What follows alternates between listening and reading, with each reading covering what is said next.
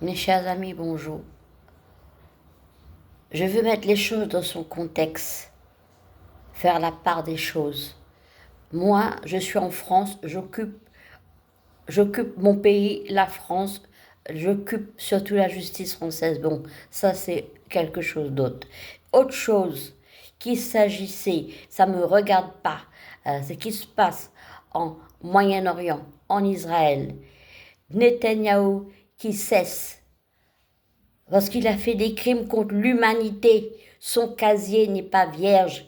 Il fait la cour pénale internationale, le mettre en justice. Normalement, il devait être en prison.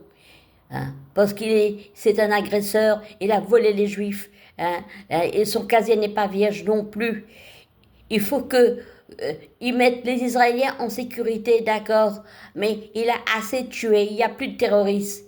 Il a assez tué, ça suffit. Il arrête, qu'ils arrêtent, Netanyahou, lui, qu'il arrête de verser des larmes des Arabes, ça suffit. Ce sont des êtres humains.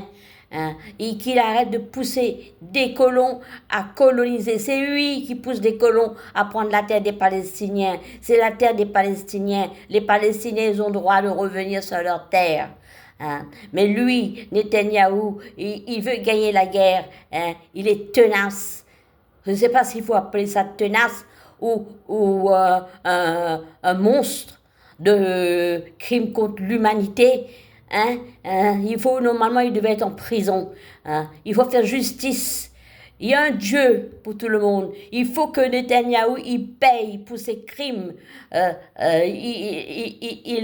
Il monte les Juifs. Hein, et c'est pour ça que les Juifs ils vont en Israël, ils quittent la France. Dès qu'on dit des propos sur les Juifs, des antisémites, ci, cela, et les écoles des Juifs sont gardées par les armées. Tout ça, on fait pour protéger les Juifs. Les Juifs, partout dans l'Europe, ou dans le monde, ils sont bien, ils sont heureux. Regardez du côté des Arabes, il y a que la ruine, il y a que des pauvres, tandis que les Juifs, ils sont heureux. Je sais pas comment ça se passe, qu'ils sont heureux, ils sont en sécurité, que on devait protéger tout le monde, on devait protéger toutes les nations.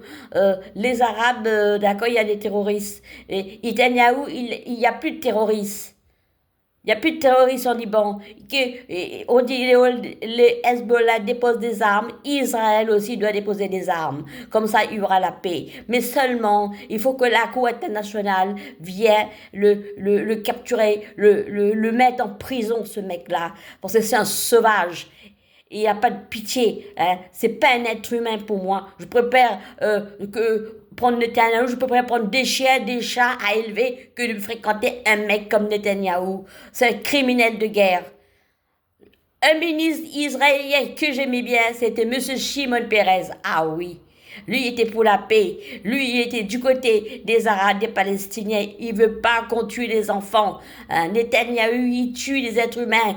Il tue les enfants innocents qui vont à l'école. On voit demain, ils dorment dans le sommeil. On voit le corps des êtres, des enfants sous les décombres. Hein? Quel cœur qu'il a. Et puis, il a dit que Hitler ne veut pas massacrer les Juifs, mais lui aussi, il est comme Hitler, il est comme Poutine. Il faut que ça cesse, qu'on le mette en prison, qu'on saisisse, son casier n'est pas vierge, il faut qu'il paye. Il y a un Dieu, il y a Dieu qui décide. Il faut que Netanyahou, il paye aussi, que Israël arrête, que les Juifs vivent en paix, d'accord.